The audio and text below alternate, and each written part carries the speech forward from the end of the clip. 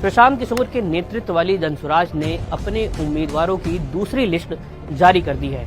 NDA और महागठबंधन से इतर जनसुराज के उम्मीदवारों के ताबड़तोड़ ऐलान ने सबको चौंका दिया है। इसके साथ ही लिस्ट जारी करने में पीके ने जातीय समीकरणों का ऐसा जाल बुना है कि हर कोई हैरान है।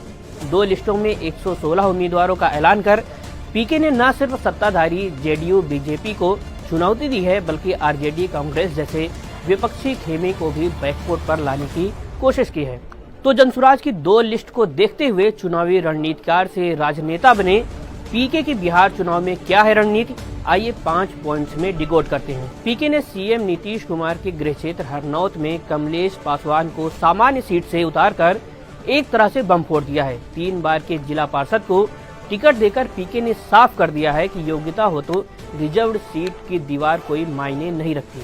ये न सिर्फ नीतीश की जेडीयू को सीधा चैलेंज है, बल्कि एनडीए और महागठबंधन को भी मैसेज है। इस कदम से पारंपरिक जातिगत समीकरण हिलने तय है।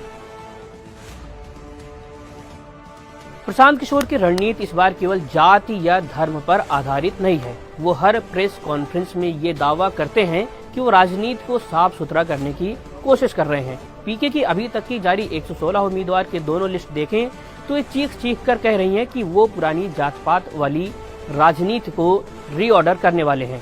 पिछड़ा, ईबीसी, एससी एसटी, अल्पसंख्यक हर वर्ग को टिकट देकर वो जेडीयू, बीजेपी, आरजेडी और कांग्रेस को एक साथ निशाना बना रहे हैं। ये रणनीति बिहार के वोटर को नया ऑप्शन देने की कोशिश है, जो पुराने दलों से तंग आ चुका है। प्रशांत किशोर की लिस्ट की एक खास बात यह भी है कि उन्होंने अपने कैंडिडेट लिस्ट में पासवान बिरादरी के लोगों को भी भरपूर टिकट दिया है।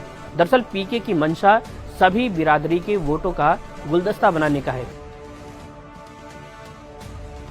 जनसुराज की दूसरी सूची में मुस्लिम समुदाय से 4 उम्मीदवारों को टिकट दिया गया है, खासकर उन इलाकों में जहां मुस्लिम आबादी निर्णायक भूमिका निभाती है। जनसुराज की ये रणनीति आरजेडी और एआईएमआईएम जैसी पार्टियों को सीधी चुनौती देती है। इसके अलावा मुस्लिमों का बड़ा तबका नीतीश का भी वोटर है।